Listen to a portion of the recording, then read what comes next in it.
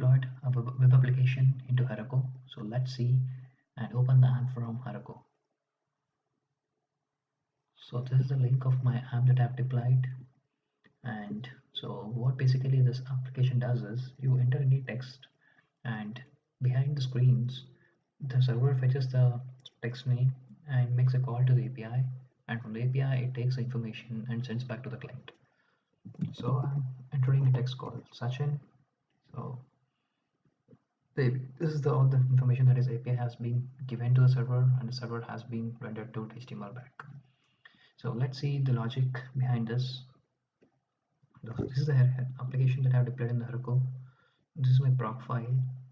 So which is saying my node is being running and this www.js file where my server is, and this is my package.json file where I have all my dependencies. And if you see start, this is where the control execution will start. So basically this is running on this node JS file, that is bin www. This is my server file, and this is the HTML logic that is responsible for me for this application.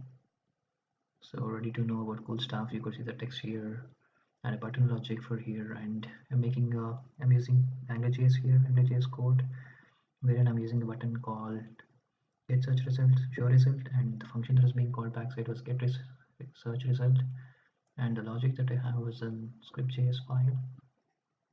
So this is the logic. Here I'm making a call on the server, REST call. So basically the call is happening on this IP address and on this port where the server is running. So the server logic is present in this file. So where I have an app debugger attached to it, and I'm seeing my port number is 8083, and I've created a server started listening, and it is storing the data and sending the data back to the client. So in case of errors, which is I've written a console error logic here.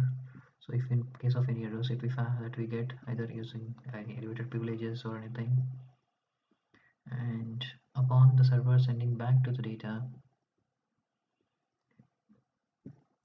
basically we are getting all this information from the API, the description of it, the image, and the search URL to the wiki page, so which I'm rendering on my HTML page. Use the tags over here. So upon pressing on get research, so basically what I'm showing is a description, a search description, a wiki heading, and also an image from the API. That's all. Thank you.